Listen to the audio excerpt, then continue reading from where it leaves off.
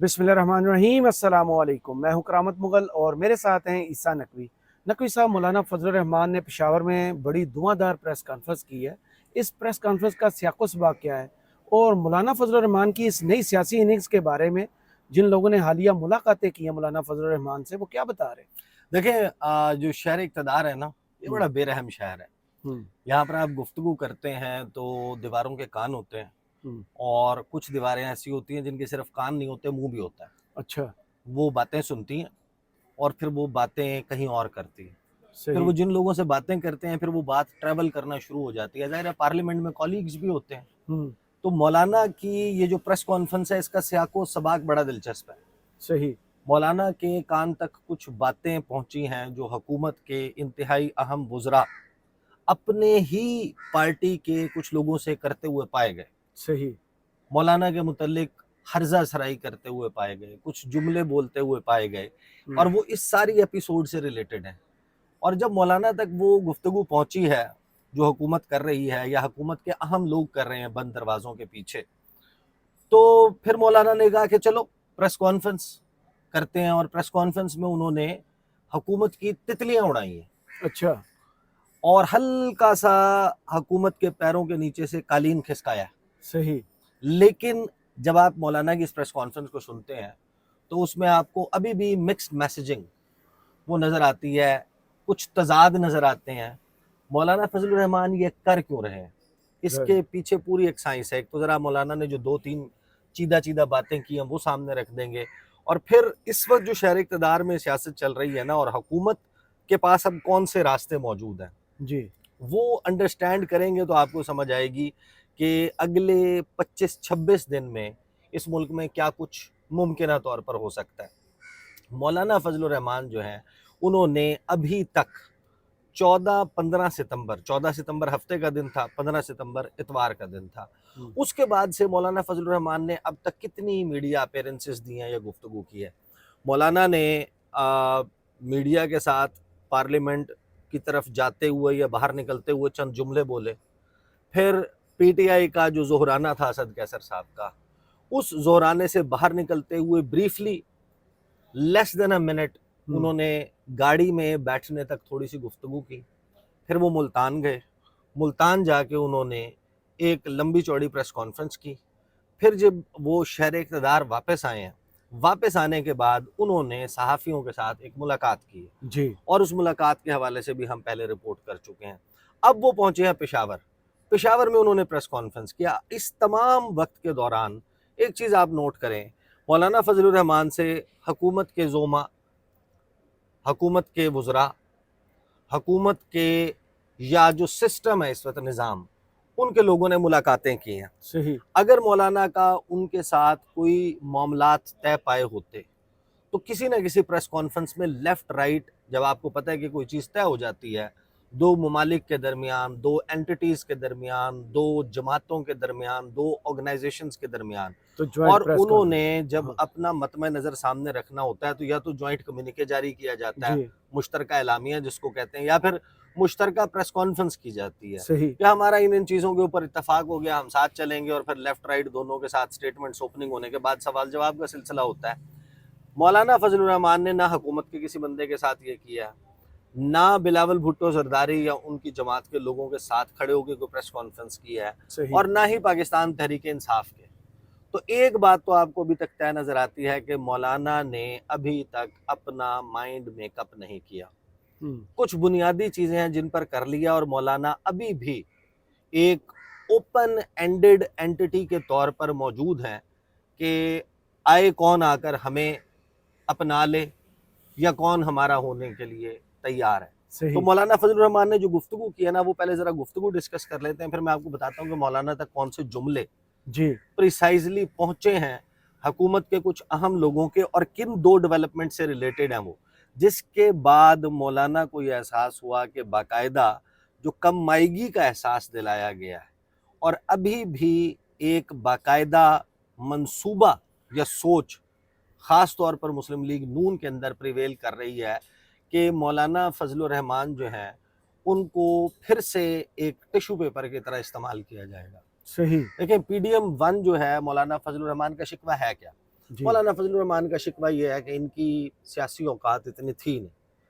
یہ وہ سیاسی جماعتیں ہیں جو اپنی اسٹریٹ پاور کھو چکی ہیں. نہ ان میں مزاحمت کرنے کا، نہ ان میں جو ہے وہ اسٹریٹ کے اوپر پاور شو کرنے کا، نہ جلسے جلوس کرنے کا نمبر ہے، نہ ان کے اندر جو ہے نا وہ اب پولیٹیکل سٹیل موجود ہے. صحیح.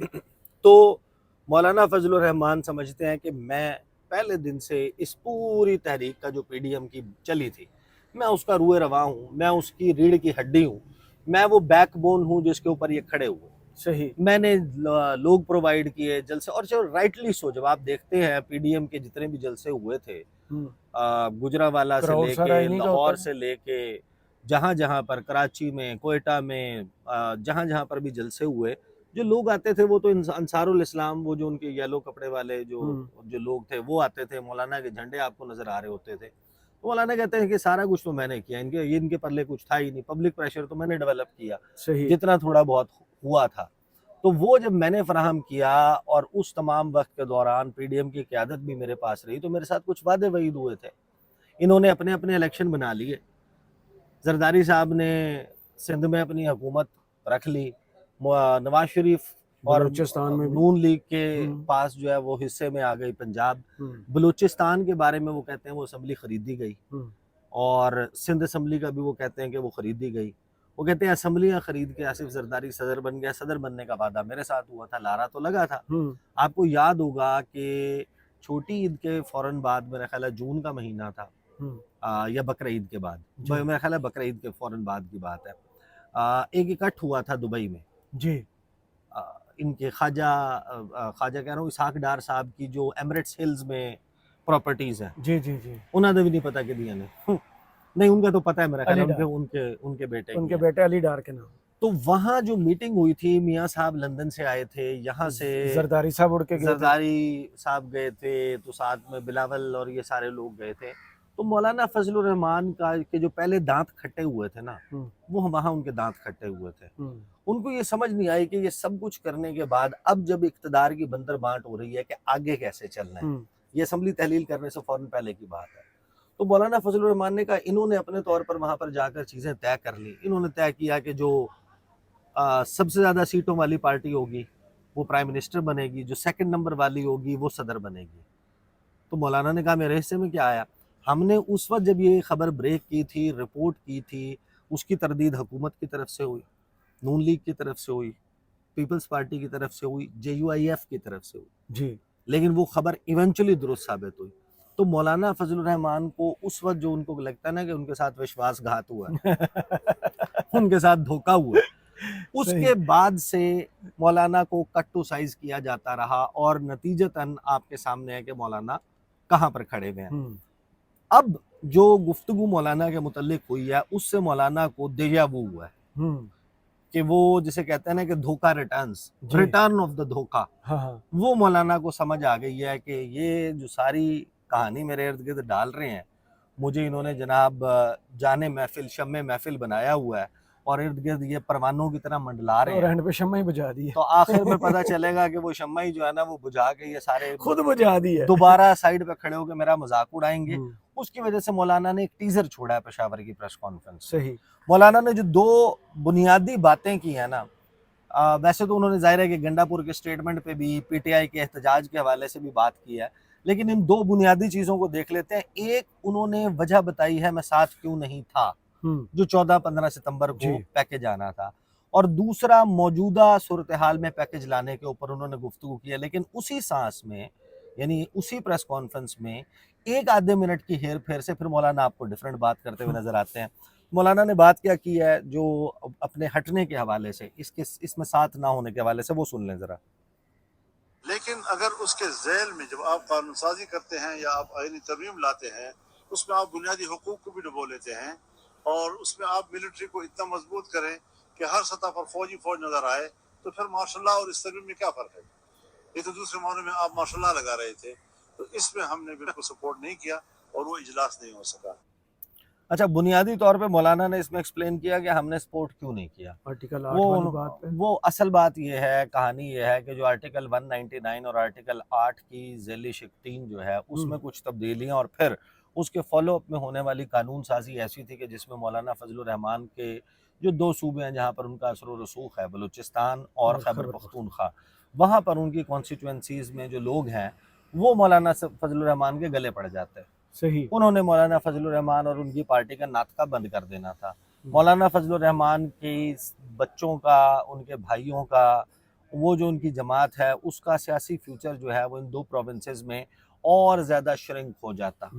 اور پھر یہ حکومت ہے جس حکومت کی ڈولتی ہوئی کشتی ہے، اس میں بیٹھنا ویسے ہی بہت رسکی ہے کہ آپ اس میں بیٹھ کر جھولے تو لے لیں گے، جھنڈے والی گاڑی تو آپ کو مل جائے گی، عہدہ بھی مل جائے گا، ہو سکتا ہے کہ آپ کو تشتری میں رکھ کے فیصل کریم کنڈی کا سر بھی پیش کر دیا جائے کہ جناب کے گورنرشپ جو ہے وہ کر دی آپ کی بیٹی کو جس طریقے سے نکالا گیا تھا گورنر ہاؤس کے پی سے، تو اس کا بدلہ بھی لے لیں، وہاں پر آپ اپنا گورنر جو ہے وہ بنا لیں۔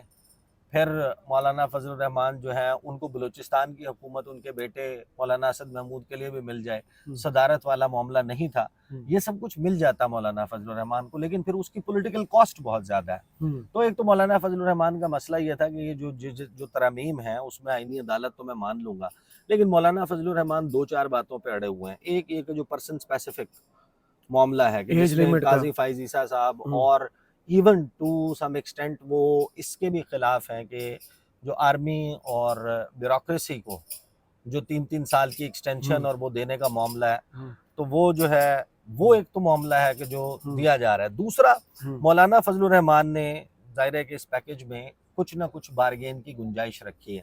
اب مولانا فضل الرحمان نے کیا کہا، جو انہوں نے موجودہ صورتحال میں آئینی ترمیم پاس کروانے کے حوالے سے، بیسیکلی یہ وہ سیاق و سباق کے بعد والی کہانی ہے جب مولانا کو کچھ چیزیں بتائی گئیں یا مولانا تک کچھ باتیں ٹریول ہوتی ہوئی پہنچیں۔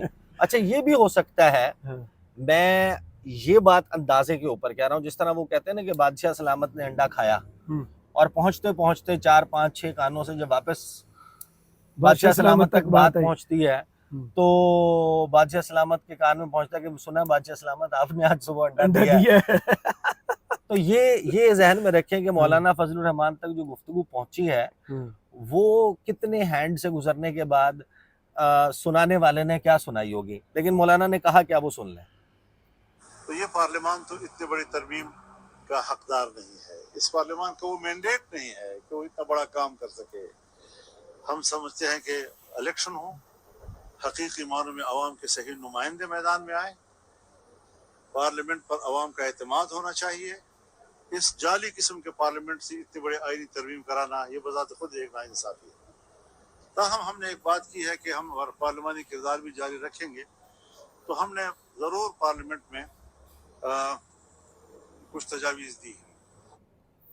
اچھا، مولانا نے کہا جعلی قسم کی پارلیمنٹ، یہ تو نہیں ہو سکتا کہ اس جعلی قسم کی پارلیمنٹ سے جو ہے وہ آئینی ترمیم جو ہے وہ پاس کروانا وہ بڑی زیادتی ہوگی اس جعلی قسم کی پارلیمنٹ سے، اور نئے انتخابات ہونے چاہیے، یہ اسمبلیاں تحلیل ہونی چاہیے۔ لیکن ساتھ ہی مولانا اس سے اگلے سانس میں یہ بھی کہہ دیتے ہیں کہ ہم مسودہ تیار کرا رہے ہیں، ہم پیپلز پارٹی کے ساتھ مل کے، ہم پی ٹی آئی کے ساتھ مل کے۔ اب سوال یہ ہے کہ اگر یہ جعلی قسم کی پارلیمان ہے مسودہ کدھر لے کے جانا ہے، تو پھر وہ مسودہ جو ہے وہ آپ نے پاس کروانا ہے، وہ کیا راولپنڈی کی ضلع کونسل سے کروانا ہے؟ مطلب وہ آئینی ترامیم کا مسودہ جو ہے وہ کیا ٹاؤن ہال کی کمیٹی جو ہے وہ کسی چھوٹے سے شہر کی ادھر سے پاس کروانا ہے؟ وہ بھی تو اسی پارلیمنٹ سے پاس کروانا ہے۔